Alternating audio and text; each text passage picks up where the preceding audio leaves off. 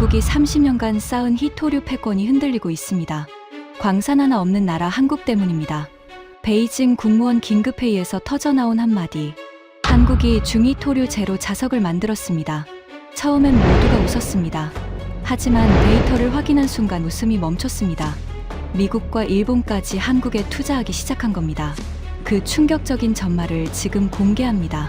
시작하기 전 구독과 좋아요, 그리고 대한민국 화이팅 댓글로 한국을 응원해주세요. 미국이 중국에 145% 관세 폭탄을 투하한 지 정확히 16일째 되는 날이었습니다. 베이징 국무원 3층 전략자원회의실. 오후 2시를 알리는 시계 소리가 울려 퍼졌습니다. 15명의 고위 관료들이 타원형 테이블에 둘러앉아 있었습니다. 창밖으로는 늦가을 햇살이 쏟아지고 있었지만 회의실 안공기는 한겨울처럼 차갑게 얼어붙어 있었습니다. 저는 천회희입니다. 베이징 자원전략연구원 부원장으로 희토류 산업을 30년간 분석해온 사람입니다. 오늘 이 자리에 불려온 이유를 저는 정확히 알고 있었습니다. 리궈창 부장이 테이블 상석에서 입을 열었습니다. 상무부 전략자원국장. 이 방에서 가장 높은 사람이었습니다. 다들 알다시피 미국이 145% 관세를 때렸소. 그의 목소리가 회의실에 무겁게 울렸습니다. 하지만 우리도 가만히 있지 않았지. 희토류 통제법을 발동했소. 결과가 어떻게 됐는지 아시오? 왕준 회장이 자신만만하게 대답했습니다. 북방희토 집단 CEO. 중국 최대 희토류 기업을 이끄는 사람이었습니다. 미국이 무릎 꿇었습니다. 1년 유예 합의했죠. 회의실 여기저기서 웃음이 터져 나왔습니다. 자부심에 찬 웃음이었습니다. 트럼프가 큰 소리 쳤잖아요. 2년이면 희토류 자립한다고. 젊은 분석관 장하오가 비웃듯 말했습니다. 30 초반의 그는 이 방에서 가장 젊었고 가장 거침없었습니다. 결국 협상 테이블에 앉았잖습니까? 우리 희토류 앞에서는 미국도 꼼짝 못해요. 맞는 말이었습니다. 전 세계 희토류 생산의 90%를 중국이 장악하고 있었습니다. 정제까지 포함하면 98%에 달했습니다. 미국이 아무리 발버둥 쳐도 중국을 이길 수 없는 구조였습니다. 하지만 저는 웃을 수 없었습니다. 가슴 한쪽이 무겁게 내려앉는 느낌이었습니다. 손끝이 차가워지고 심장이 조금씩 빨라지는 것을 느꼈습니다. 30년간 이 분야를 봐온 직감이 경고하고 있었습니다. 뭔가 잘못됐다고. 그래서 오늘 회의 목적이 뭡니까? 린메이 박사가 물었습니다. 과학원 소재연구소 연구원. 40대 초반의 그녀는 이 방에서 몇 안 되는 기술 전문가였습니다. 리궈창 부장이 저를 쳐다봤습니다. 천 부원장이 긴급 보고 요청을 했소. 30년 경력자가 직접 요청한 건 처음이라 들어보기로 했소. 15개의 시선이 일제히 저를 향했습니다. 호기심 반, 의아함 반. 저는 천천히 일어섰습니다. 다리가 미세하게 떨리는 것을 느꼈습니다. 하지만 지금 말하지 않으면 안 됐습니다. 감사합니다, 부장님. 목소리를 가다듬었습니다. 침을 한번 삼켰습니다. 여러분, 저는 30년간 희토류만 연구해왔습니다. 1995년부터 지금까지 전 세계 희토류 동향을 분석해왔습니다.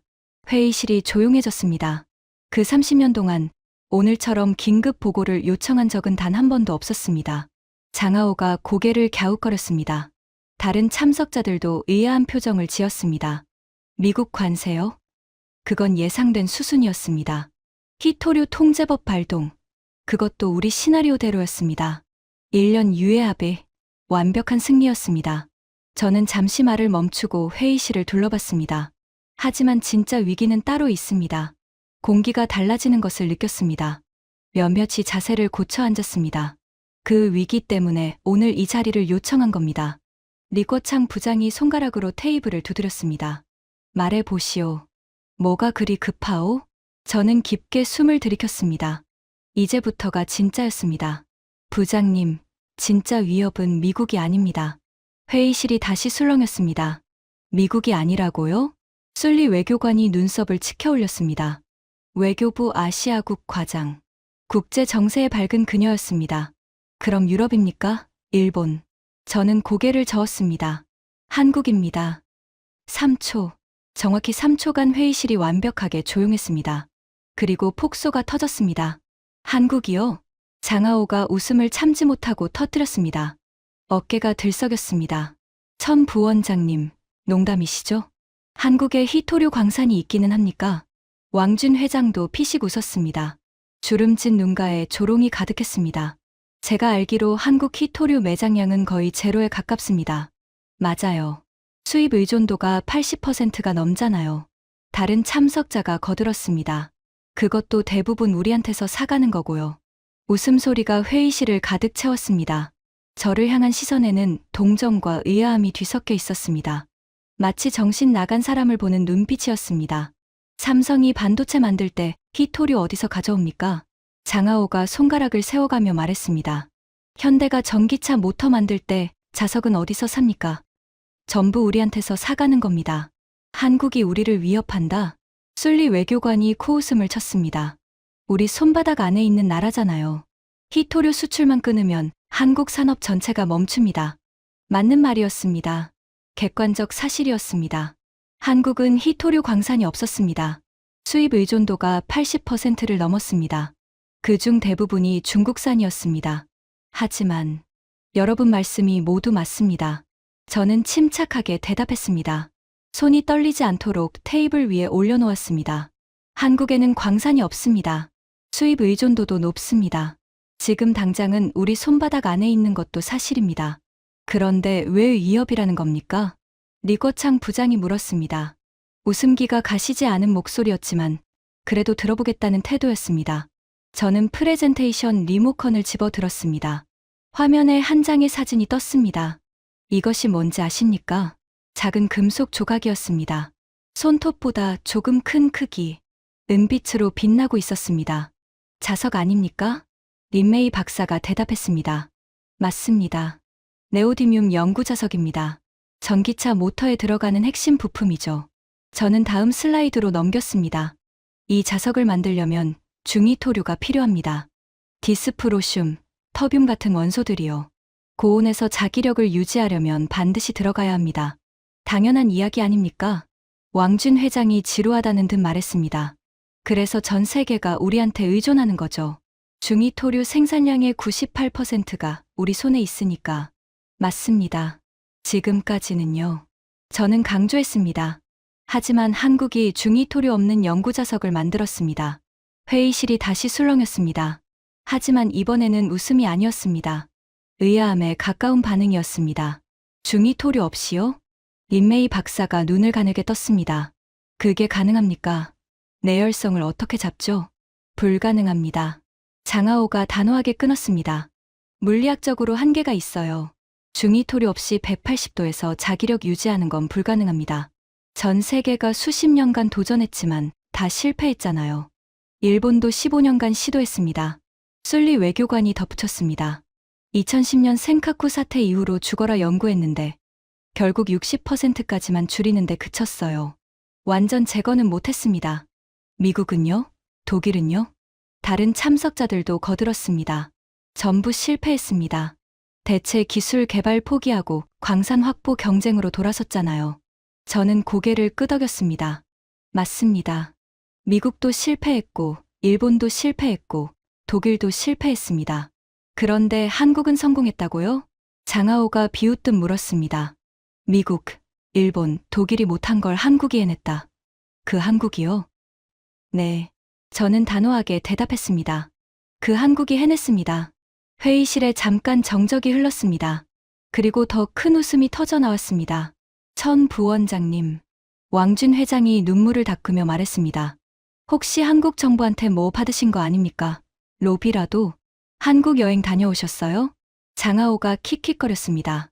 K-팝 좋아하시나 봐요. BTS 팬이세요? 저의 얼굴이 달아올랐습니다. 분노가 치밀어 올랐습니다. 하지만 참았습니다. 감정적으로 대응하면 지는 거였습니다. 농담하는 게 아닙니다. 목소리를 낮추고 또박또박 말했습니다. 대한민국 DGIST라는 연구소가 있습니다. 대구 경북과학기술원이라고 하죠. 이곳에서 중희토류 사용량을 80% 줄이는 기술을 개발했습니다. 80%요? 린메이 박사가 눈썹을 치켜 올렸습니다. 그녀만은 조금 다른 반응이었습니다. 작년에 국제학술지에 발표됐습니다. 검증된 데이터입니다. 80% 줄이는 거랑 제로는 다르잖아요. 장하오가 끼어들었습니다. 20%는 여전히 필요하다는 거 아닙니까? 그래서 다른 연구팀이 더 나아갔습니다. 저는 다음 슬라이드를 띄웠습니다. LG이노텍과 한국재료연구원 공동연구팀. 이들이 중위토류 제로 연구자석을 개발했습니다. 화면에 논문 표지가 떴습니다. 영어로 된 학술지였습니다. 제로요? 완전 제로? 네. 중위토류를 단 1g도 사용하지 않고 기존과 동등한 성능을 달성했습니다. 회의실 분위기가 미묘하게 바뀌기 시작했습니다. 몇몇은 여전히 웃고 있었지만 린메이 박사를 비롯한 몇 명은 진지한 표정으로 변했습니다. 린메이 박사가 잠시 생각에 잠겼습니다.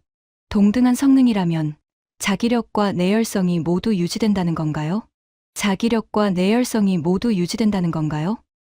네. 자기력 13.8kA, 내열성 섭씨 180도. 기존 중위토류 첨가 자석과 거의 동일합니다. 저는 데이터를 화면에 띄웠습니다.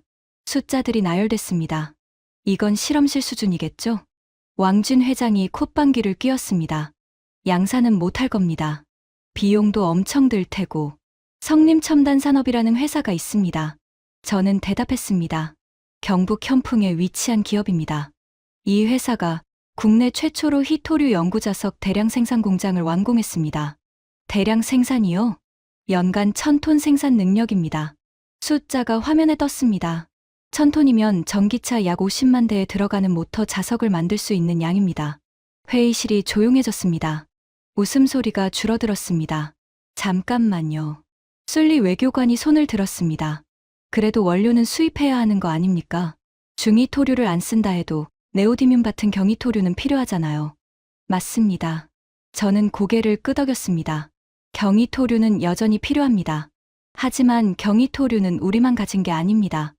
호주에도 있고, 베트남에도 있고, 미국에도 있습니다. 중위토류가 진짜 무기였던 거지. 린메이 박사가 혼잣말처럼 중얼거렸습니다. 그걸 안 써도 된다면 상황이 완전히 달라지겠네요. 그렇습니다. 저는 그녀를 똑바로 쳐다봤습니다. 우리가 30년간 쌓아온 희토류 패권. 그 핵심은 중위토류였습니다. 98%를 독점하고 있었으니까요. 하지만 한국이 중위토류 없이도 되는 기술을 만들어버렸습니다. 장하오가 입을 열었다가 멈칫했습니다. 그래도 실험실에서 만든 거랑 실제 산업에 적용하는 건 다릅니다. 한국이 아무리 기술을 개발해도 우리 가격 경쟁력을 이길 수 없어요. 30년간 쌓은 인프라가 있잖아요. 몇몇이 고개를 끄덕였습니다. 일리 있는 반박이었습니다. 하지만 저는 준비가 되어 있었습니다. 가격 경쟁력 말씀하셨죠? 저는 장하오를 똑바로 쳐다봤습니다. 우리가 30년간 가격을 낮출 수 있었던 이유가 뭡니까? 규모의 경제죠. 생산량이 압도적으로 많으니까. 그것도 있습니다. 하지만 더 중요한 이유가 있습니다. 저는 새로운 슬라이드를 띄웠습니다. 희토류 정제 과정 사진이었습니다. 회색 폐수가 흘러가는 모습이 찍혀 있었습니다. 환경 비용입니다. 환경 비용이요? 희토류 정제 과정에서 엄청난 환경오염이 발생합니다. 독성 폐수, 방사성 물질, 토양 오염. 선진국들이 희토류 생산을 포기한 이유가 바로 이겁니다. 왕준 회장의 표정이 살짝 굳어졌습니다.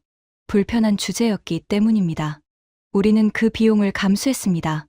네이먼구 자치구, 장시성, 스촨성. 사람이 별로 살지 않는 오지에 정제시설을 짓고 환경오염 처리 비용을 최소화했습니다. 그게 경쟁력이 된 거죠. 리거창 부장이 말했습니다. 사실을 인정하는 톤이었습니다. 맞습니다. 하지만 한국 기술은 다른 방식으로 원가를 낮춥니다. 저는 핵심 슬라이드를 띄웠습니다. 중위토류를 안 쓰면 어떻게 될까요? 회의실이 조용해졌습니다. 중위토류가 연구자석 원가에서 차지하는 비중이 얼마인지 아십니까? 디스프로슘 1kg에 $300입니다. 네오디뮴보다 10배 비싸요. 그래서요? 한국 기술은 그걸 아예 안 씁니다. 결과적으로 원가가 60% 절감됩니다. 60%요? 린메이 박사가 놀란 표정을 지었습니다. 네. 중위토류 비용이 빠지니까 자석 가격이 절반 이하로 내려갑니다. 우리보다 쌀 수 있다는 겁니다. 회의실 분위기가 확연히 달라졌습니다. 웃음기가 완전히 사라졌습니다. 잠깐만요. 왕준 회장이 손을 들었습니다. 표정이 심각해져 있었습니다. 우리보다 싸다고요? 그게 말이 됩니까? 우리는 30년간 인프라를 쌓았습니다. 규모의 경제가 있습니다. 신생 기술이 그걸 어떻게 이깁니까? 이깁니다. 저는 단호하게 대답했습니다. 기술이 게임의 규칙을 바꾸면 기존 인프라는 오히려 짐이 됩니다. 무슨 소리입니까? 생각해 보십시오. 우리가 30년간 쌓은 게 뭡니까? 중위토류 채굴 시설, 정제 시설, 유통망. 전부 중위토류 중심으로 구축되어 있습니다. 저는 손가락을 세워가며 말했습니다. 그런데 중위토류가 필요 없어지면 그 인프라가 전부 쓸모없어집니다. 오히려 유지 비용만 들어가는 짐이 되는 겁니다. 회의실이 술렁였습니다. 몇몇이 서로 눈빛을 교환했습니다. 과장이 심하십니다. 장하오가 여전히 반발했습니다. 하지만 목소리에 힘이 빠져 있었습니다. 한국 기술이 아무리 좋아도 양산 단계에서 문제가 생길 겁니다. 품질 관리, 수율, 안정성. 실험실이랑 공장은 다릅니다. 그래서 제가 더 충격적인 사실을 말씀드리려는 겁니다. 저는 다음 슬라이드를 띄웠습니다. 한국 정부가 움직이고 있습니다. 화면에 뉴스 기사가 떴습니다. 한글로 된 기사였습니다. 올해 초 한국 대통령 직속으로 자원안보위원회가 출범했습니다. 히토류를 포함한 핵심 광물의 안정적 공급을 책임지는 컨트롤 타워입니다. 정부가 직접 나섰다고요? 술리 외교관이 눈을 가늘게 떴습니다. 네. 그리고 더 중요한 건 이겁니다. 저는 다음 화면을 띄웠습니다. 한국 정부가 17종 히토류 원소 전부를 국가 핵심 광물로 지정했습니다. 17종 전부요? 네. 당장 많이 쓰이는 것만 관리하는 게 아니라 미래에 중요해질 원소까지 미리 대비하겠다는 겁니다. 린메이 박사가 조용히 노트북을 열었습니다. 저는 그녀가 뭔가를 검색하는 것을 눈치챘습니다. 표정이 점점 진지해지고 있었습니다. 비축량도 확대하고 있습니다. 저는 계속 말했습니다. 목표가 6개월치입니다. 우리가 수출을 끊어도 반년은 버틸 수 있는 물량을 쌓아두겠다는 거죠. 리궈창 부장이 손가락으로 테이블을 두드리며 말했습니다. 6개월이면 우리 압박이 통하지 않는다는 뜻이오? 단기적으로는 그렇습니다. 저는 고개를 끄덕였습니다. 하지만 진짜 문제는 장기적인 겁니다. 저는 마지막 슬라이드를 준비했습니다. 이게 오늘의 핵심이었습니다. 한국은 수입선 다변화도 추진하고 있습니다. 베트남, 호주, 캐나다와 협력하고 있어요. 베트남 광산 개발에 직접 투자하고 있고 현지 정제 시설 건설 프로젝트도 진행 중입니다. 우리를 빼고 공급망을 만들겠다는 거군요. 술리 외교관이 중얼거렸습니다. 맞습니다. 그리고 가장 중요한 건 따로 있습니다. 저는 잠시 말을 멈추고 회의실을 둘러봤습니다. 모든 시선이 저를 향하고 있었습니다. 한국은 우리와 정면 승부를 피하고 있습니다. 피한다고요? 네. 광산 확보 경쟁에서는 이길 수 없다는 걸 알고 있어요. 우리가 30년간 쌓은 인프라를 단기간에 따라잡을 수 없다는 것도 알고 있습니다. 저는 목소리를 낮췄습니다. 그래서 다른 판을 짜고 있는 겁니다. 회의실이 숨죽였습니다. 히토류를 적게 쓰는 기술로 수요 자체를 줄인다. 히토류를 재활용하는 기술로 공급을 보완한다. 그리고 같은 처지의 나라들과 손을 잡는다. 저는 손가락을 하나씩 접어가며 말했습니다. 이 세 가지를 조합해서 우리 의존도를 낮추는 겁니다. 광산 싸움이 아니라 기술 싸움으로 전환하는 거예요. 장하오가 뭔가 말하려다 입을 다물었습니다. 그리고 기술 싸움에서는 한국이 유리합니다. 저는 단호하게 말했습니다. 한국은 반도체 세계 1위입니다. 디스플레이, 배터리도 세계 최고 수준이에요. 연구개발 투자 비중이 GDP 대비 세계 최고입니다. 소재 기술에서도 경쟁력이 있습니다. 회의실이 무거운 침묵에 빠졌습니다. 천 부원장, 리궈창 부장이 천천히 입을 열었습니다. 표정을 읽기 어려웠습니다. 지금 하는 말이 한국이 우리 히토류 패권을 무너뜨릴 수 있다는 건가? 저는 깊게 숨을 들이켰습니다. 무너뜨릴 수 있습니다. 30년간 쌓은 걸? 네. 광산 하나 없는 나라가? 네. 3초간 정적이 흘렀습니다. 그리고 장하오가 다시 웃음을 터뜨렸습니다. 역시 농담이시네요. 그의 웃음에 몇몇이 동조했습니다. 하지만 아까보다 웃는 사람이 줄었습니다. 30년입니다. 30년. 장하오가 손가락을 세웠습니다. 덩샤오핑 주석께서 1992년에 말씀하셨잖아요. 중동에 석유가 있다면 중국에는 히토류가 있다고. 그때부터 국가 전략으로 육성해 온 겁니다. 맞아요. 왕진 회장도 거들었습니다. 30년간 쌓은 인프라, 기술, 인력, 그걸 한국이 몇 년 만에 무너뜨린다고요? 말이 안 됩니다. 저는 대답하지 않았습니다. 대신 회의실 한쪽을 쳐다봤습니다. 린메이 박사. 그녀는 노트북 화면을 응시하고 있었습니다. 얼굴이 창백해져 있었습니다. 린 박사. 제가 부르자 그녀가 고개를 들었습니다. 모든 시선이 그녀에게 쏠렸습니다. 뭘 보고 계십니까? 그녀가 입술을 달싹였습니다. 잠시 망설이는 것 같았습니다. 천 부원장님이 말씀하신 논문을 찾아봤습니다. 회의실이 조용해졌습니다. LG이노텍과 한국재료연구원 공동연구요. 작년에 국제학술지에 발표된 거.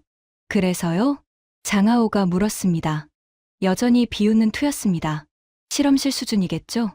린메이 박사가 노트북을 돌려 화면을 보여줬습니다. 아닙니다. 그녀의 목소리가 떨리고 있었습니다. 양산 테스트까지 완료됐습니다. 품질 안정성도 검증됐고요. 회의실이 술렁였습니다. 그녀가 잠시 숨을 고르고 말을 이었습니다. 그리고 원가 절감 효과가 최대 60%라는 것도 사실입니다. 정적이 흘렀습니다. 저는 리꼬창 부장을 쳐다봤습니다. 그의 손가락이 테이블을 두드리는 속도가 빨라져 있었습니다. 부장님, 제가 말했습니다. 오늘 이 자리에서 결론 내지 않으면 늦습니다. 시계를 봤습니다. 오후 3시 47분. 한국은 지금 이 순간에도 기술을 고도화하고 있습니다. 공급망을 재편하고 있습니다. 우리가 여기서 웃고 있는 동안에요. 저는 일어섰습니다. 제가 증거를 더 보여드리겠습니다. 미국과 일본이 어떻게 움직이고 있는지, 그리고 왜 그들이 한국에 투자하고 있는지. 리꼬창 부장이 손을 들어 저를 제지했습니다. 잠깐. 그가 천천히 일어섰습니다. 휴식 시간을 갖겠소. 15분 후에 다시 모이시오. 회의실이 웅성거리기 시작했습니다. 사람들이 하나둘 자리에서 일어났습니다. 저는 창가로 걸어갔습니다. 밖을 내다봤습니다. 베이징의 스카이라인이 눈에 들어왔습니다. 고층 빌딩들이 빽빽하게 들어서 있었습니다. 30년간 쌓아온 것들. 하지만 그것이 영원할까요? 아버지의 목소리가 떠올랐습니다. 돌아가시기 전에 하셨던 말씀. 웨이야, 자만하면 무너진다. 위협을 미리 보는 눈을 가져라. 아버지, 저는 오늘 아버지의 유언을 지키고 있는 걸까요? 등 뒤에서 발소리가 들렸습니다. 천 부원장. 린메이 박사였습니다. 솔직히 말씀해 주세요. 그녀가 낮은 목소리로 물었습니다. 한국 기술이 정말로 우리를 위협할 수 있습니까? 저는 그녀를 똑바로 쳐다봤습니다. 린 박사. 네. 아까 검색하면서 뭘 느꼈습니까? 그녀가 입술을 깨물었습니다. 무서웠습니다. 저는 고개를 끄덕였습니다. 저도 그랬습니다. 처음 그 논문을 봤을 때 창밖을 다시 바라봤습니다. 하지만 진짜 무서운 건 따로 있습니다. 뭔데요? 미국과 일본이 한국에 투자하고 있다는 겁니다. 15년간 혼자 노력하던 일본이, 세계 최강 대국 미국이 한국 기술에 돈을 넣고 있습니다. 린메이 박사의 얼굴이 더 창백해졌습니다. 그 이야기는 2부에서 하겠습니다. 저는 시계를 봤습니다. 15분 휴식이 끝나면요. 린메이 박사가 고개를 끄덕이고 자리로 돌아갔습니다. 저는 다시 창밖을 바라봤습니다. 30년 전 아버지가 이 건물에서 덩샤오핑 주석께 보고서를 올렸습니다. 중동에 석유가 있다면 중국에는 히토류가 있습니다. 그 한마디가 중국 히토류 전략의 시작이었습니다. 하지만 아버지는 다른 말씀도 하셨습니다. 어떤 우위도 영원하지 않다. 기술이 규칙을 바꾸면 모든 것이 뒤집힐 수 있다. 아버지, 오늘 저는 그 말씀을 증명해야 합니다. 이 방에 있는 14명을 설득해야 합니다. 그렇지 않으면 30년간 쌓은 모든 것이 무너질 수 있습니다. 저는 주먹을 꽉 쥐었습니다. 아직 시작에 불과합니다. 진짜 싸움은 지금부터입니다. 15분 후 회의실에 다시 사람들이 모였습니다. 휴식 시간 동안 분위기가 달라져 있었습니다. 아까보다 웃는 사람이 줄었습니다. 몇몇은 스마트폰을 들여다보며 뭔가를 검색하고 있었습니다. 리꼬창 부장이 자리에 앉으며 입을 열었습니다. 계속하시오, 천 부원장. 저는 고개를 끄덕이고 프레젠테이션을 다시 시작했습니다. 아까 말씀드린 내용을 정리하겠습니다. 한국이 중위토류 제로 연구자석 기술을 개발했습니다. 성능은 기존과 동등하고 원가는 60% 절감됩니다. 잠깐만요. 장하오가 손을 들었습니다. 아까보다 진지한 표정이었습니다. 휴식 시간 동안 뭔가 생각을 정리한 것 같았습니다. 저도 검색을 좀 해봤습니다. 회의실 시선이 그에게 쏠렸습니다. 한국 기술이 중위 토류를 안 쓴다는 건 알겠습니다. 하지만 성능 문제가 있을 겁니다. 어떤 성능 문제요? 내열성이요. 장하오가 자신감 있게 말했습니다. 연구 자석은 고온에서 자기력이 약해집니다. 그래서 중위 토류를 넣는 거잖아요. 디스프로슘이 고온 환경에서 자기력을 유지시켜 주니까. 맞습니다. 저는 고개를 끄덕였습니다. 그런데 중위 토류 없이 어떻게 내열성을 잡습니까? 장하오가 손가락을 세웠습니다. 전기차 모터는 섭씨 180도까지 올라갑니다. 풍력 발전기 내부도 마찬가지고요. 중위 토류 없이 그 온도를 버틸 수 있습니까? 좋은 질문이었습니다. 핵심을 찌르는 반박이었습니다. 장 분석관. 저는 그를 똑바로 쳐다봤습니다. 휴식 시간에 검색하셨으면 답도 찾으셨을 겁니다. 그의 표정이 살짝 굳어졌습니다. 한국 연구팀이 어떻게 해결했는지 말씀드리겠습니다. 저는 새로운 슬라이드를 띄웠습니다. 기술 다이어그램이 나타났습니다. 결정립계 확산 기술이라고 합니다. 결정립계 확산이요? 린메이 박사가 몸을 앞으로 숙였습니다. 기술 전문가다운 반응이었습니다. 네. 쉽게 설명하면 이렇습니다. 저는 손가락으로 화면을 가리키며 말했습니다. 기존에는 중위 토류를 자석 전체에 골고루 섞었습니다. 하지만 한국 연구팀은 다른 방식을 썼어요. 자석 표면에만 특수 코팅을 입힌 겁니다. 표면에만요? 네. 자석 입자 사이사이에 나노 단위로 합금층을 만들었습니다. 이 합금층이 고온에서 자기력 손실을 막아줍니다. 하지만 중위 토류 없이 그게 됩니까? 장하오가 여전히 의심스러운 표정으로 물었습니다. 됩니다. 한국 연구팀은 중위 토류 대신 구리와 알루미늄 기반 합금을 사용했습니다. 훨씬 저렴한 재료죠. 저는 데이터 화면을 띄웠습니다. 실제 테스트 결과입니다. 섭씨 180도에서 자기력 유지율. 기존 중위 토류 자석이 97%입니다. 한국 신기술 자석은 95%입니다. 2% 차이네요. 왕준 회장이 말했습니다. 그 2%가 중요하지 않습니까? 2%가 중요한 경우도 있습니다. 저는 인정했습니다. 하지만 대부분의 응용 분야에서는 95%면 충분합니다. 전기차 모터, 풍력 발전기, 산업용 모터, 전부 커버됩니다. 최첨단 분야는요? 술리 외교관이 물었습니다. 항공기 엔진이나 미사일 유도 시스템 같은 곳에서는 97%가 필요하지 않습니까? 맞습니다. 극한 환경에서는 여전히 중위 토류가 필요할 수 있습니다. 저는 솔직하게 인정했습니다. 하지만 생각해 보십시오. 전체 연구 자석 시장에서 그런 극한 환경 용도가 차지하는 비중이 얼마나 됩니까? 회의실이 조용해졌습니다. 5% 미만입니다. 린메이 박사가 대답했습니다. 그녀는 이미 계산을 끝낸 표정이었습니다. 나머지 95% 시장에서는 한국 기술로 충분하다는 뜻이군요. 저는 고개를 끄덕였습니다. 정확합니다. 한국 기술이 시장 전체를 장악할 수는 없습니다. 하지만 95%를 가져갈 수 있습니다. 95%면 사실상 전부 아닙니까? 리꺼창 부장이 손가락으로 테이블을 두드렸습니다. 우리 히토류 수출의 대부분이 그 95%에 들어가는 거 아니오? 맞습니다, 부장님. 저는 다음 슬라이드를 띄웠습니다. 여기 시장 분석 자료가 있습니다. 화면에 파이 차트가 나타났습니다. 전 세계 연구 자석 시장 규모가 연간 200억 달러입니다. 한국 돈으로 약 27조 원이죠. 그중 전기차용 자석이 40%, 풍력 발전용이 15%, 산업용이 25%입니다. 합치면 80%네요. 왕준 회장이 계산했습니다. 네. 그리고 이 80%는 전부 섭씨 180도 이하 환경입니다. 한국 기술로 완벽하게 대체 가능한 영역입니다. 회의실에 무거운 침묵이 흘렀습니다. 하지만 가격 경쟁력은요? 장하오가 마지막 반격을 시도했습니다. 아무리 기술이 좋아도 우리 대량 생산 인프라를 이길 수는 없을 겁니다.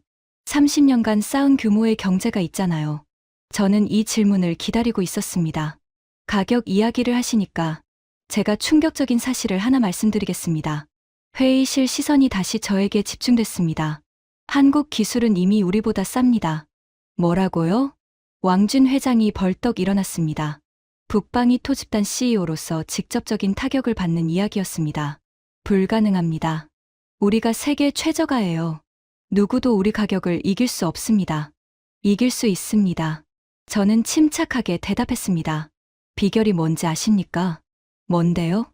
안 쓰는 겁니다. 왕준 회장의 표정이 굳어졌습니다.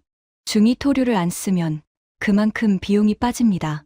디스프로슘 1kg에 300달러입니다. 연구자석 1kg당 중이토류가 50g 들어갑니다. 저는 계산기를 두드리는 신용을 했습니다.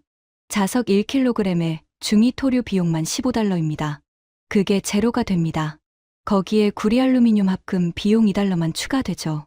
13달러 절감이네요. 린메이 박사가 중얼거렸습니다. 네, 킬로그램당 13달러. 퍼센트로 환산하면 약 60% 원가 절감입니다. 60%요? 여러 명이 동시에 반응했습니다. 네, 우리가 30년간 규모의 경제로 쌓은 가격 경쟁력을 한국이 기술 하나로 뛰어넘은 겁니다. 왕준 회장이 천천히 자리에 앉았습니다. 얼굴이 창백해져 있었습니다. 이건 단순한 기술 경쟁이 아닙니다. 저는 목소리를 높였습니다. 게임의 규칙 자체가 바뀌고 있는 겁니다. 우리가 30년간 쌓아온 모든 것이 무용지물이 될 수 있습니다. 회의실이 술렁였습니다. 아까와는 완전히 다른 분위기였습니다. 그때 리코창 부장이 천천히 입을 열었습니다. 천 부원장. 예, 부장님. 자네 아버지 이야기를 해보게. 예상치 못한 질문이었습니다. 저는 잠시 말문이 막혔습니다. 아버지요? 자네 아버지가 1992년에 덩샤오핑 주석께 보고서를 올렸다고 들었소. 히토류 전략의 기초를 만든 분이라고. 저는 가슴이 뜨거워지는 것을 느꼈습니다. 맞습니다, 부장님. 그 이야기를 좀 해보게. 왜 자네가 이렇게까지 한국을 경계하는지 배경을 알고 싶소. 저는 깊게 숨을 들이켰습니다. 이제 개인적인 이야기를 해야 할 때였습니다. 제 아버지는 천중민이라고 합니다. 회의실이 조용해졌습니다. 몇몇 나이 든 참석자들의 눈이 커졌습니다. 천중민이라면 혹시 자원부 차관을 지내신 분입니까? 리거창 부장이 물었습니다. 아시는군요. 저는 고개를 끄덕였습니다. 1992년 아버지가 덩샤오핑 주석께 직접 보고서를 올렸습니다. 제목이 중국 히토류 전략 보고서였습니다. 저는 잠시 말을 멈추고 숨을 골랐습니다. 30년 전 이야기를 꺼내는 것이 쉽지 않았습니다. 그때 아버지 나이가 38이었습니다. 지금 제 나이보다 20살 젊었죠. 하지만 아버지는 미래를 내다보는 눈이 있었습니다. 어떤 내용이었습니까? 린메이 박사가 조심스럽게 물었습니다. 핵심은 간단했습니다. 저는 아버지의 말씀을 떠올렸습니다. 중동에 석유가 있다면 중국에는 히토류가 있다. 그 유명한 말이 천 차관님 보고서에서 나온 거였군요. 왕준 회장이 중얼거렸습니다. 네, 아버지가 처음 쓴 표현입니다. 덩 주석께서 그 표현을 좋아하셔서 공식 연설에서 사용하신 거죠. 저는 창밖을 바라봤습니다. 아버지는 그 보고서에서 히토류가 미래 산업의 핵심이 될 거라고 예측했습니다. 전자제품, 자동차, 항공기, 무기체계, 모든 분야에서 히토류가 필수가 될 거라고. 정확한 예측이었네요. 리거창 부장이 고개를 끄덕였습니다. 맞습니다. 30년이 지난 지금 아버지의 예측은 모두 현실이 됐습니다. 스마트폰 하나에 히토류가 15종이 들어갑니다. 전기차 한 대에 1kg이 필요합니다. F-47 전투기에는 408kg이 들어가요. 저는 회의실을 둘러봤습니다. 아버지가 그 보고서를 올리고 나서 중국은 히토류 산업 육성에 올인했습니다. 채굴 기술, 정제 기술, 가공 기술. 30년간 천문학적 투자를 쏟아부었죠.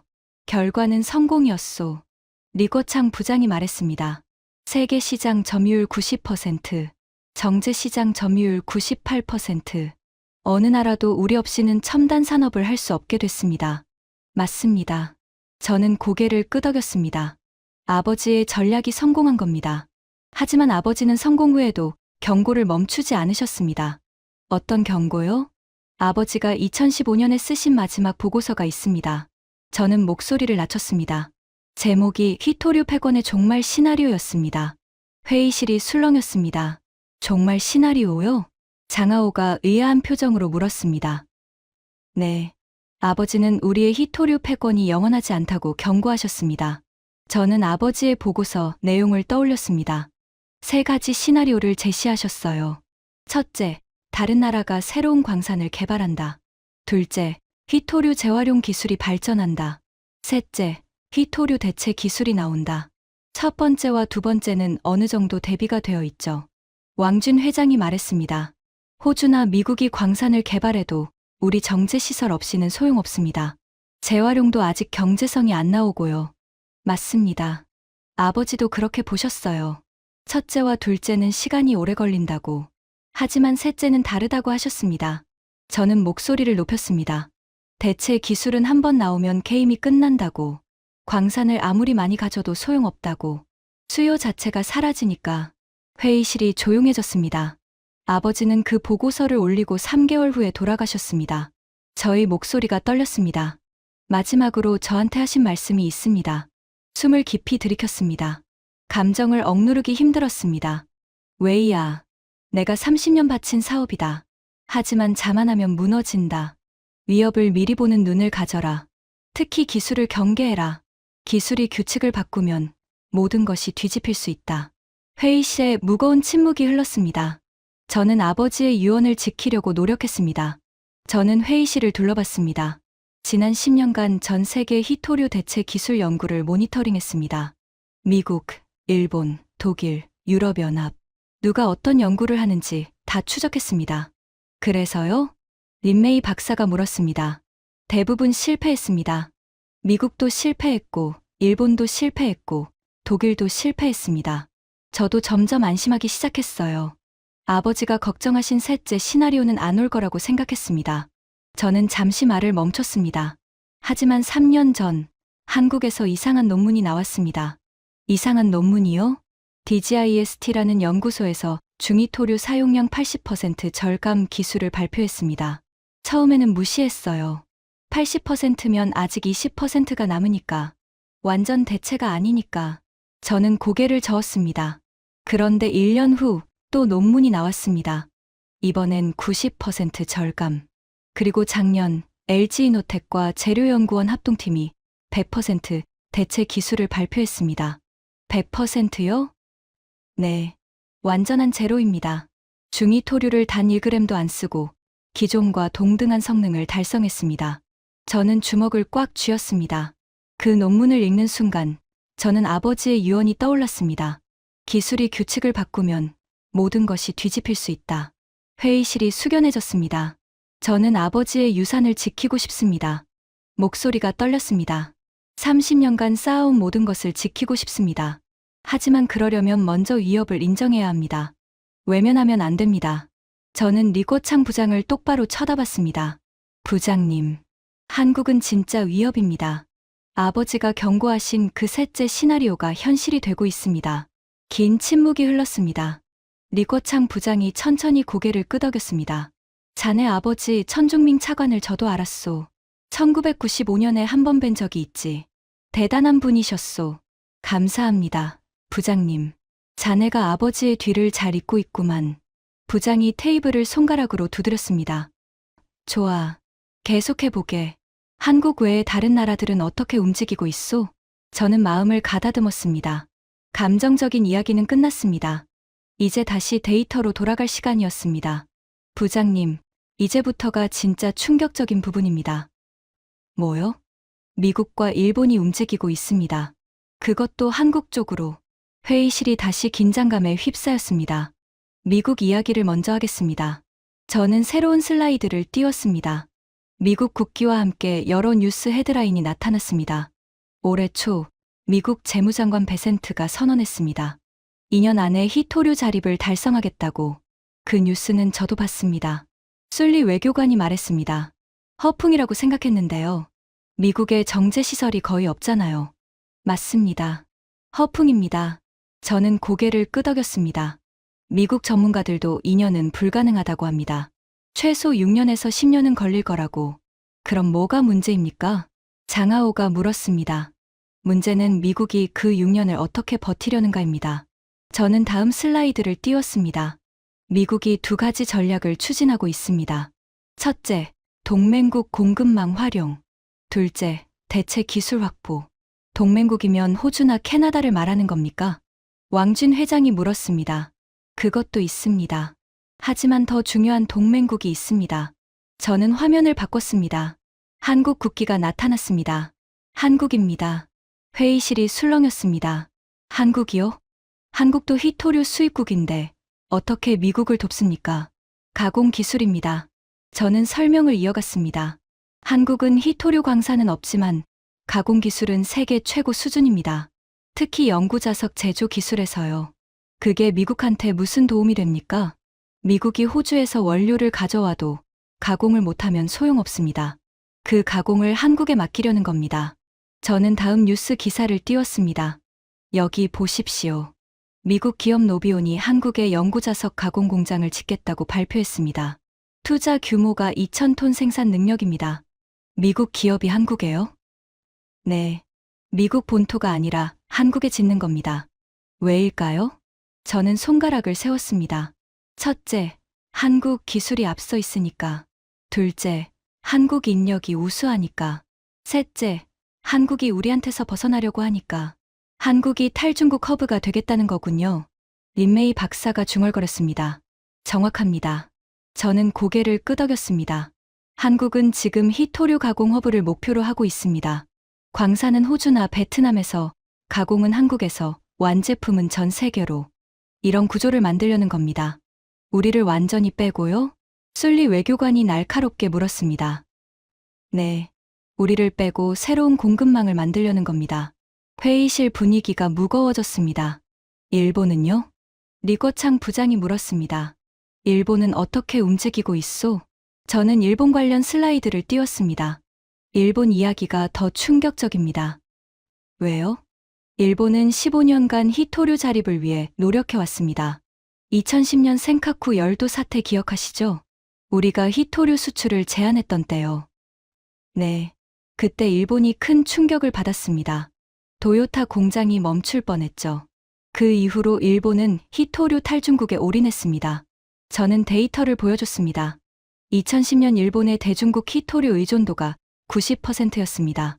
15년간 죽어라 노력해서 60%까지 낮췄습니다. 30%포인트 낮춘 거네요. 네.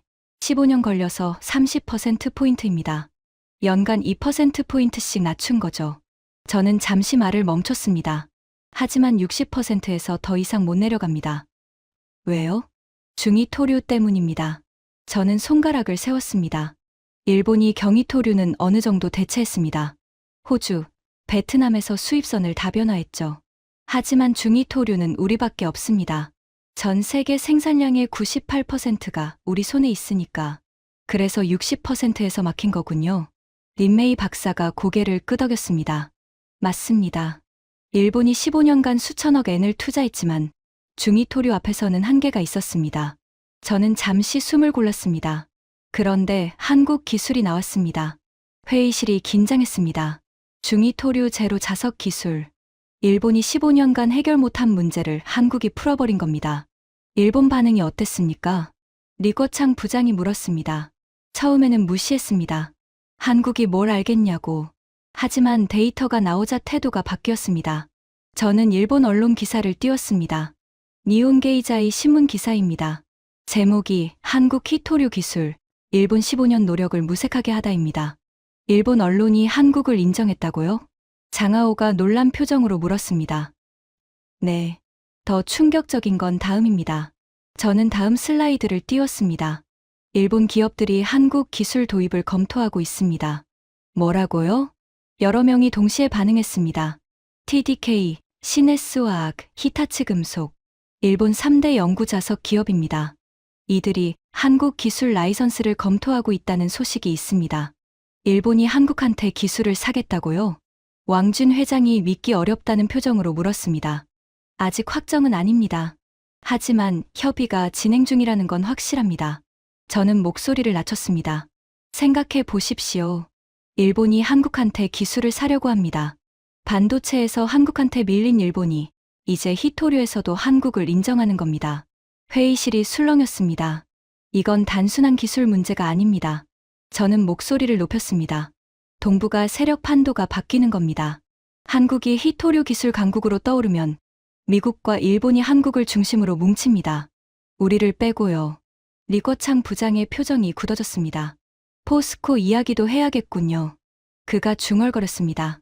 부장님도 아시는군요. 저는 고개를 끄덕였습니다. 포스코와 미국 기업 리엘리먼트가 합작한다는 뉴스요. 네. 한국 포스코가 미국에 히토류 가공 공장을 짓습니다. 미국 기업과 합작으로요. 저는 마지막 슬라이드를 띄웠습니다. 여기 보십시오. 한국, 미국, 일본, 호주, 캐나다. 이들이 히토류 동맹을 만들고 있습니다. 우리를 빼고 새로운 공급망을 구축하는 겁니다. 회의실에 무거운 침묵이 흘렀습니다. 이게 현실입니다. 저는 단호하게 말했습니다. 우리가 여기서 한국을 비웃고 있는 동안 세계는 움직이고 있습니다. 한국을 중심으로. 잠깐만요. 장하오가 손을 들었습니다. 아까와는 다르게 진지한 표정이었습니다. 천 부원장님 말씀은 알겠습니다. 한국 기술이 대단하다는 것도요.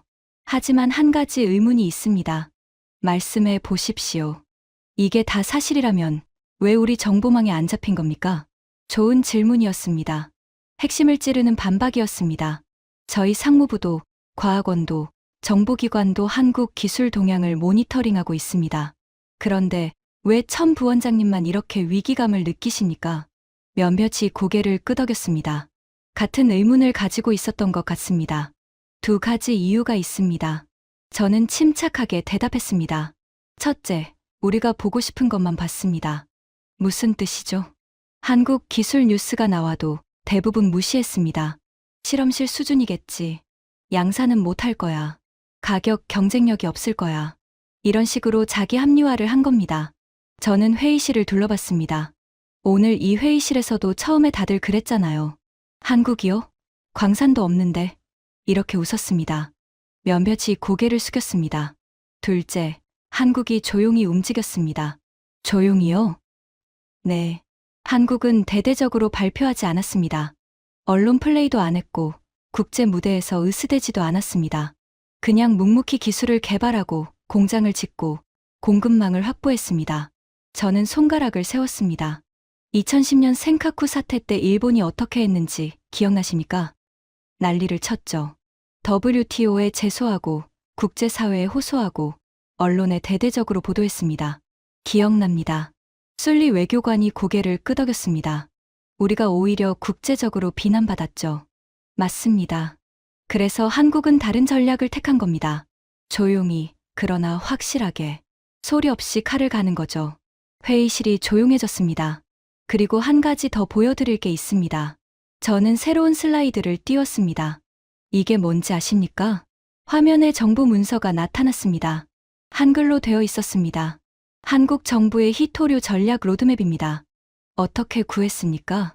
리거창 부장이 물었습니다. 공개 자료입니다. 한국은 이런 것도 투명하게 공개합니다. 저는 문서 내용을 설명했습니다. 한국 정부가 세 가지 목표를 세웠습니다. 첫째, 2027년까지 히토류 수입 의존도를 50%로 낮춘다. 둘째, 2030년까지 중히토류 완전 자립을 달성한다. 셋째, 2035년까지 히토류 기술 수출국이 된다. 수출국이요? 왕준 회장이 놀란 표정으로 물었습니다. 네, 한국이 히토류를 수출하겠다는 겁니다. 물론 원료가 아니라 기술을요. 광산도 없는 나라가 히토류 수출국이 되겠다고?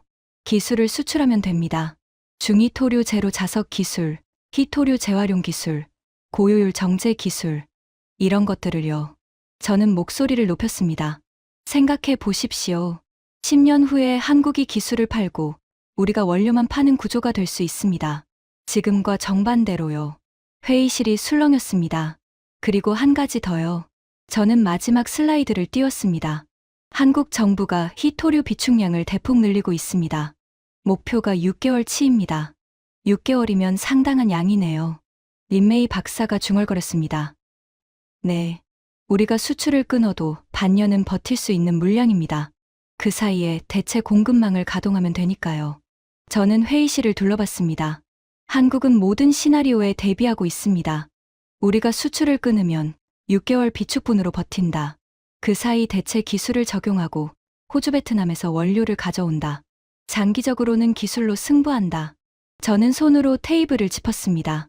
이게 한국의 전략입니다. 완벽하게 짜여 있습니다. 우리를 정면으로 이기려는 게 아니라 우리 없이도 살 수 있는 구조를 만드는 겁니다.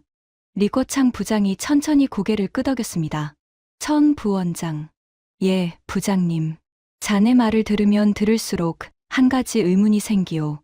뭔가요? 우리는 왜 이런 대비를 안 했소? 회의실이 조용해졌습니다. 무거운 질문이었습니다. 솔직히 말씀드리겠습니다. 저는 깊게 숨을 들이켰습니다. 자만했습니다. 자만이요? 네. 우리가 30년간 쌓은 것에 취해 있었습니다. 세계 점유율 90%, 정제 98% 독점.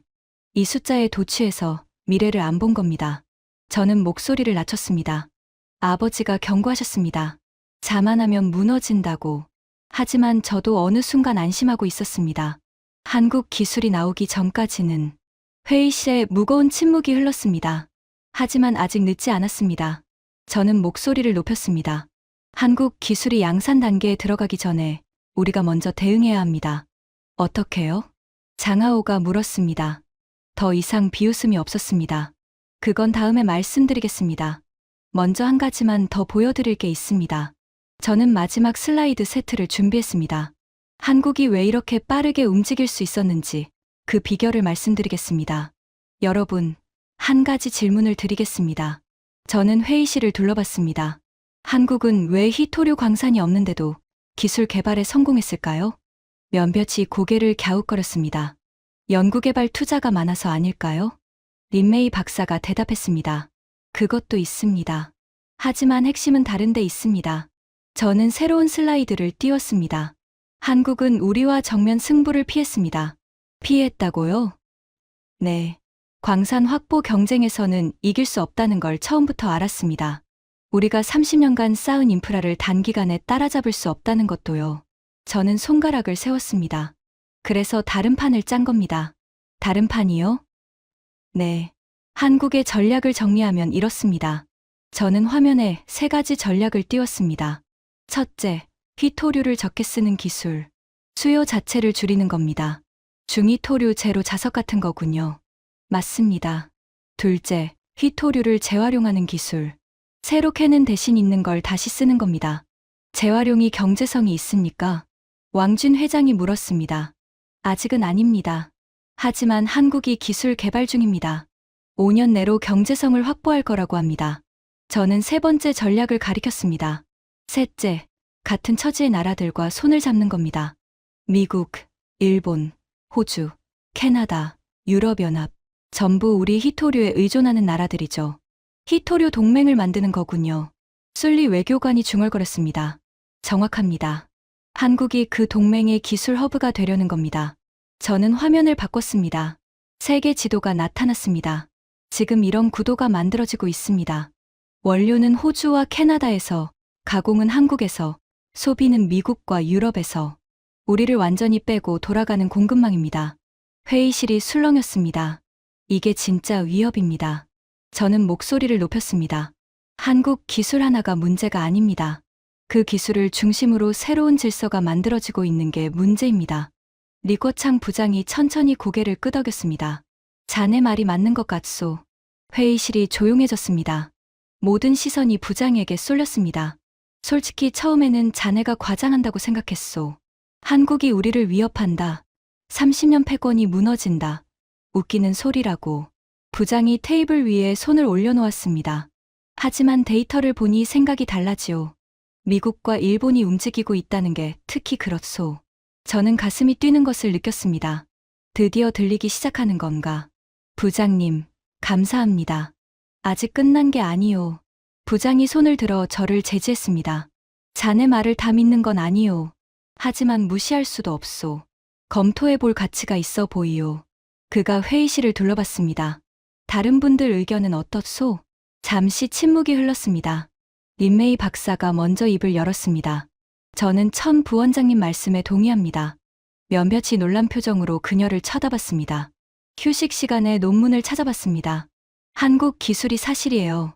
데이터가 명확합니다. 그녀가 노트북을 들어보였습니다. 양산 테스트까지 완료됐고 품질 안정성도 검증됐습니다. 이건 실험실 수준이 아니에요. 진짜 위협입니다. 왕준 회장이 한숨을 쉬었습니다.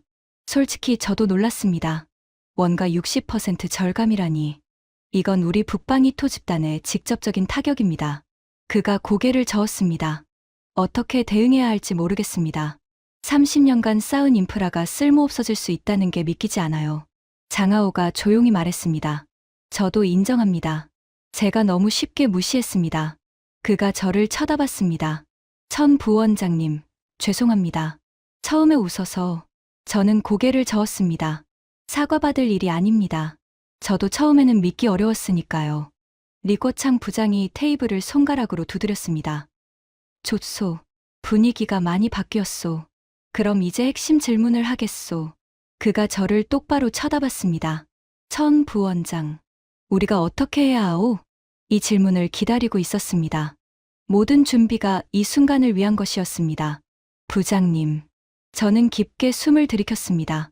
대응 방안을 말씀드리기 전에 한 가지만 더 말씀드려도 되겠습니까? 무엇이요? 한국이 왜 성공했는지 진짜 이유를 말씀드리고 싶습니다. 부장이 고개를 끄덕였습니다. 말해 보시오. 저는 마지막 슬라이드를 띄웠습니다. 한국은 광산이 없습니다. 그래서 광산 없이 이기는 방법을 찾았습니다. 화면에 한국의 연구개발 투자 그래프가 나타났습니다. 한국의 GDP 대비 연구개발 투자 비율이 세계 1위입니다. 4.8%입니다. 우리는 2.4%입니다. 2배네요. 린메이 박사가 중얼거렸습니다. 네.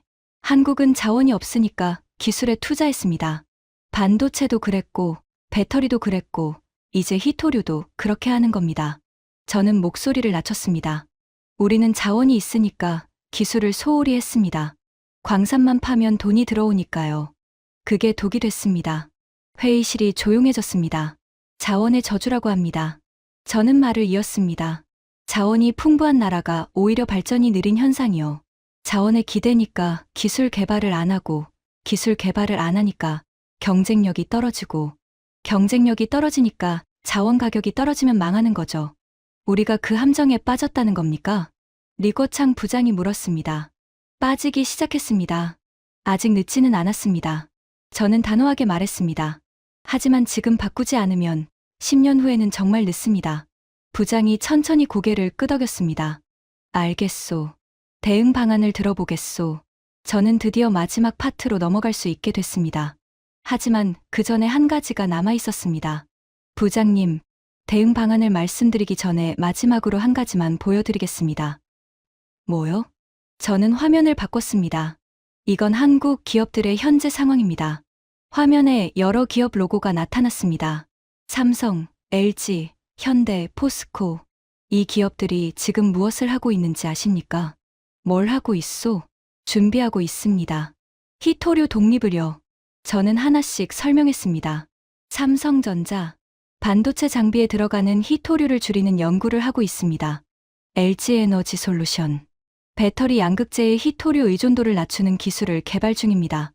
현대자동차, 전기차 모터에 중히토류 제로 자석을 적용하는 테스트를 시작했습니다. 포스코, 미국의 히토류 가공 공장을 짓고 있습니다. 회의실이 술렁였습니다. 한국의 대기업들이 전부 움직이고 있습니다. 정부만 움직이는 게 아니에요. 민간도 같이 가고 있습니다. 저는 목소리를 높였습니다. 이게 한국의 힘입니다. 정부와 기업이 한 방향으로 움직이는 겁니다. 위기의식을 공유하고 같은 목표를 향해 달리는 겁니다. 리거창 부장이 손가락으로 테이블을 두드렸습니다. 우리는 왜 그렇게 못하오? 저는 대답하지 않았습니다. 대답하기 어려운 질문이었습니다. 아니, 대답 안 해도 돼요. 부장이 한숨을 쉬었습니다. 우리 문제는 우리가 알고 있소. 부처 간 칸막이, 기업 간 경쟁, 단기 성과 중심. 그런 것들이 발목을 잡고 있지. 그가 회의실을 둘러봤습니다. 오늘 회의에서 한 가지는 분명해졌소. 모든 시선이 그에게 쏠렸습니다. 한국을 무시하면 안 된다는 것. 그가 저를 쳐다봤습니다. 천 부원장, 자네가 옳았소. 저는 가슴이 벅차오르는 것을 느꼈습니다. 감사합니다, 부장님. 하지만 아직 끝난 게 아니오. 부장이 일어섰습니다. 이제 진짜 중요한 이야기를 해야 하오. 우리가 어떻게 대응할 것인가? 그가 시계를 봤습니다. 저녁 6시 47분. 10분 휴식 후에 대응 방안을 논의하겠소. 천 부원장, 준비되어 있소? 저는 고개를 끄덕였습니다. 준비되어 있습니다. 좋소. 10분 후에 보겠소. 회의실 사람들이 하나둘 자리에서 일어났습니다. 저는 창가로 걸어갔습니다. 밖은 이미 어두워지고 있었습니다. 베이징의 야경이 눈에 들어왔습니다. 첫 번째 고비는 넘겼습니다. 이제 두 번째 고비가 남았습니다. 대응 방안. 아버지가 살아계셨다면 뭐라고 하셨을까요? 저는 주머니에서 오래된 사진 한 장을 꺼냈습니다. 아버지와 함께 찍은 사진이었습니다. 20년 전 이 건물 앞에서 찍은 거였습니다. 아버지, 저도 해낼 수 있을까요? 저는 사진을 다시 주머니에 넣고 심호흡을 했습니다. 10분 후면 마지막 싸움이 시작됩니다. 준비해야 합니다. 10분 휴식이 끝나고 회의실에 다시 사람들이 모였습니다. 분위기가 확연히 달라져 있었습니다. 아까 오후 2시에 모였을 때와는 완전히 다른 공기였습니다. 웃음과 비웃음은 사라지고 진지함과 긴장감이 회의실을 채우고 있었습니다. 리꼬창 부장이 자리에 앉으며 입을 열었습니다.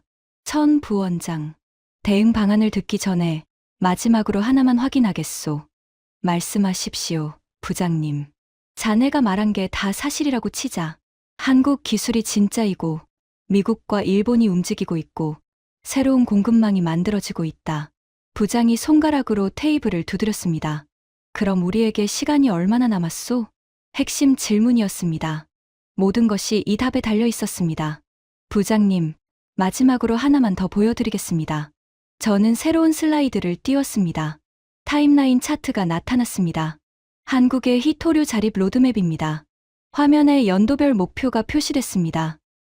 올해 중히토류 제로 자석 양산 시작. 성림첨단산업이 연간 1000톤 생산을 시작합니다. 저는 손가락으로 화면을 가리켰습니다. 내년 현대자동차가 아이오닉 시리즈에 중히토류 제로 자석을 적용합니다. 첫 양산 전기차입니다. 벌써요? 왕준 회장이 놀란 표정으로 물었습니다. 네, 이미 테스트를 마쳤습니다.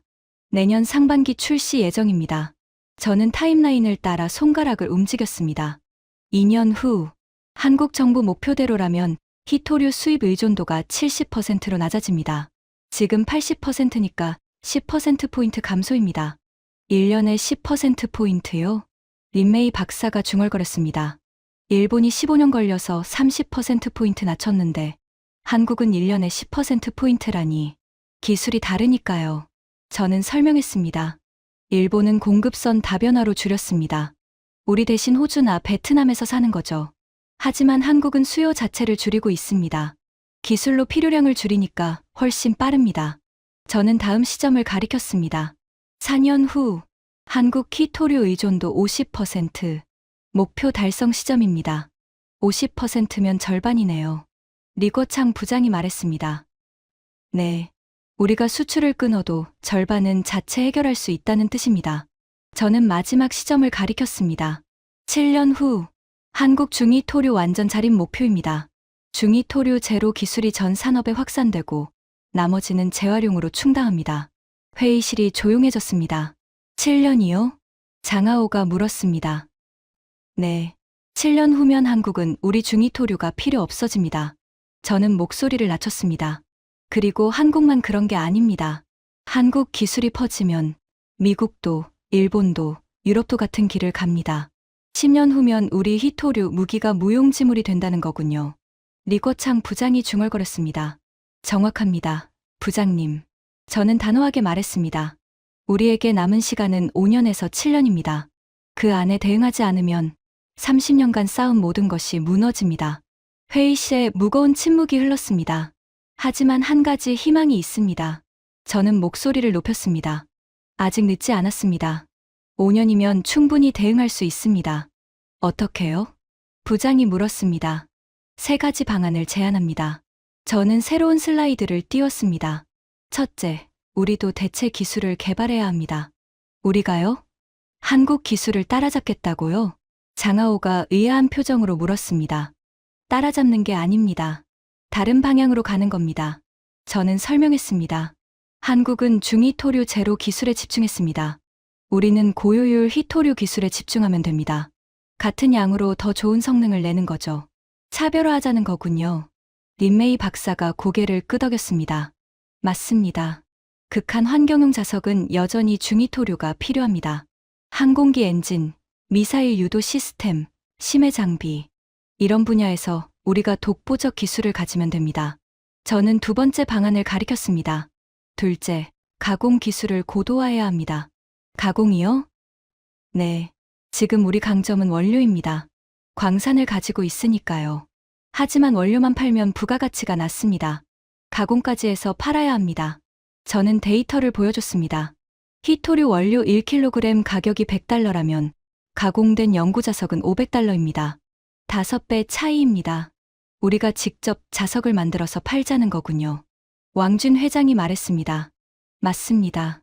한국이 기술을 팔고 우리가 원료만 판다면 우리가 지는 겁니다. 우리도 기술을 팔아야 합니다. 저는 세 번째 방안을 가리켰습니다. 셋째, 새로운 동맹을 만들어야 합니다. 동맹이요? 술리 외교관이 눈을 빛냈습니다. 네.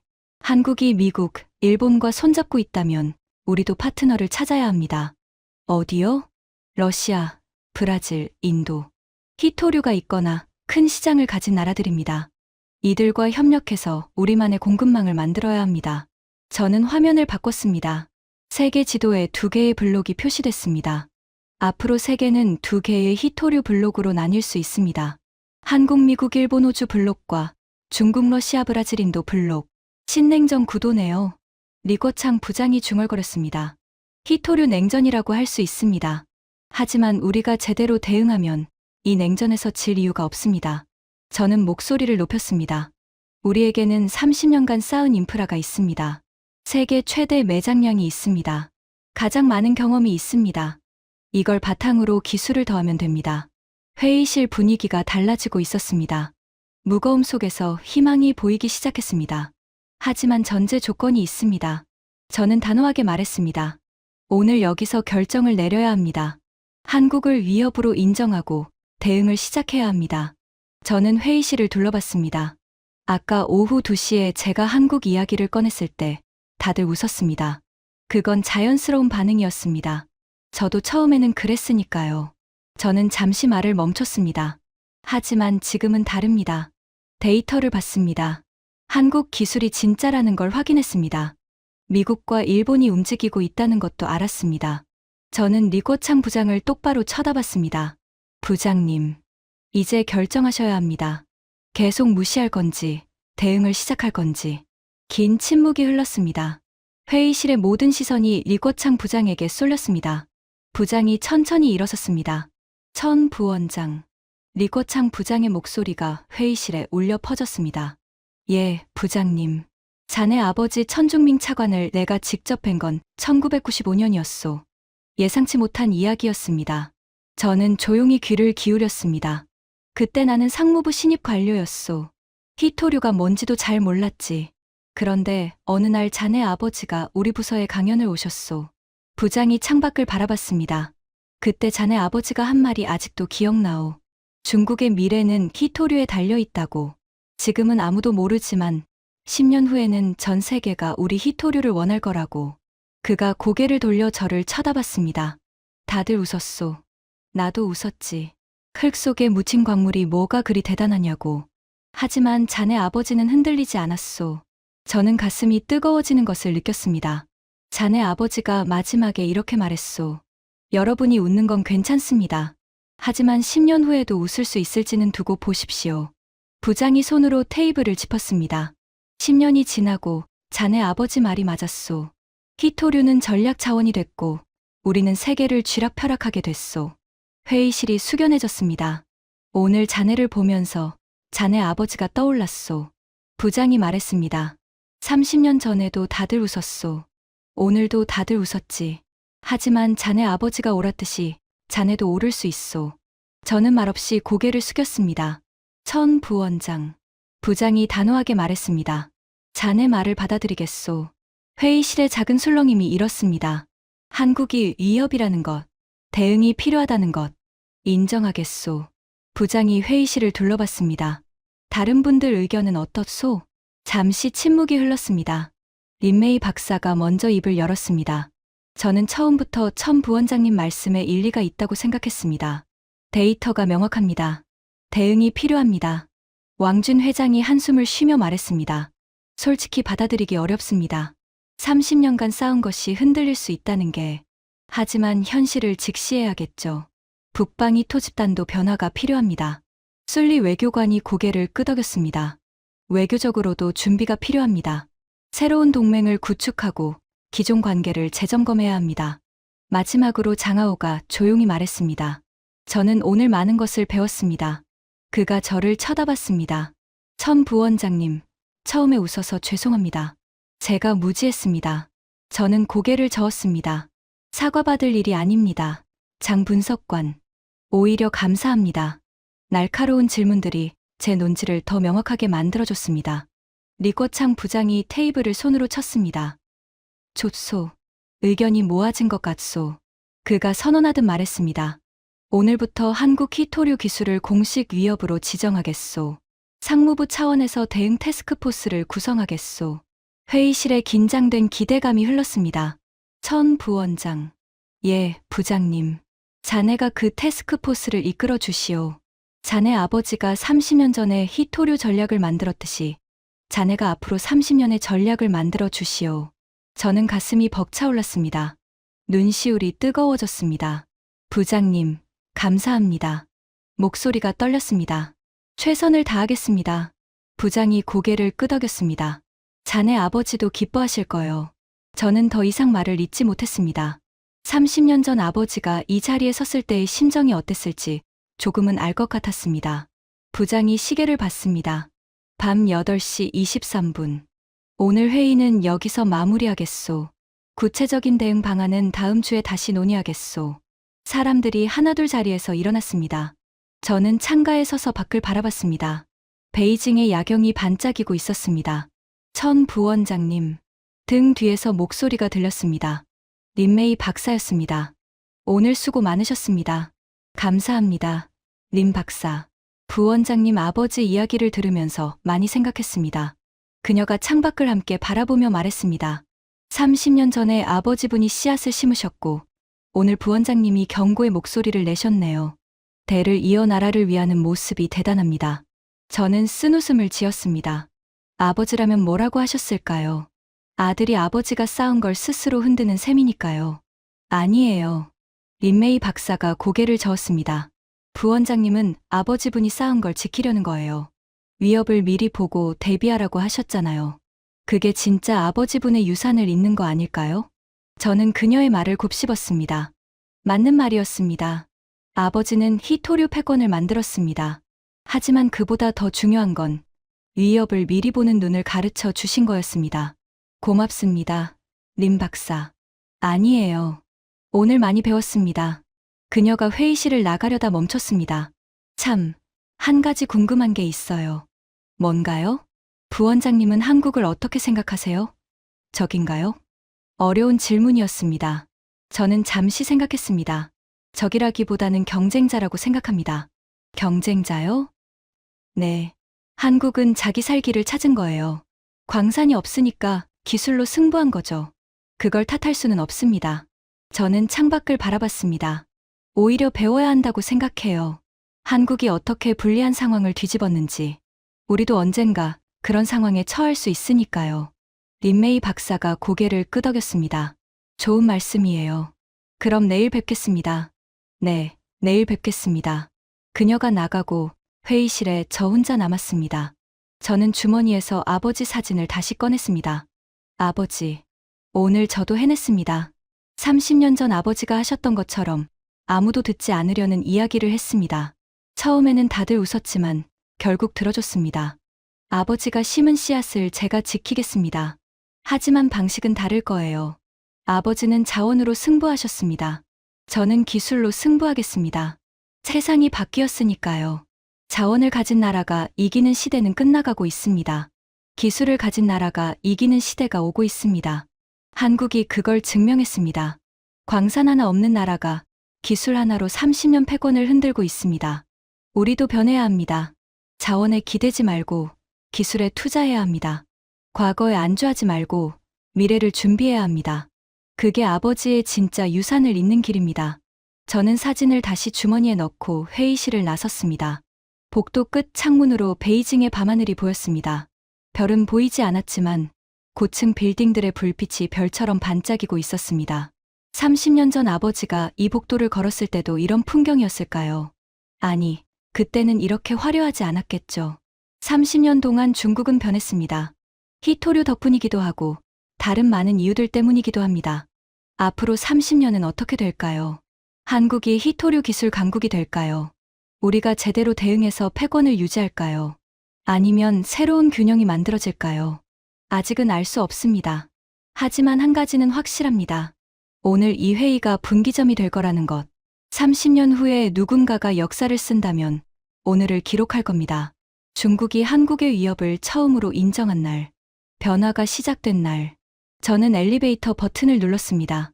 집에 가서 아버지 재단의 향을 피워야겠습니다. 오늘 있었던 일을 보고 드려야죠. 아버지, 저도 해냈습니다. 이제 시작입니다.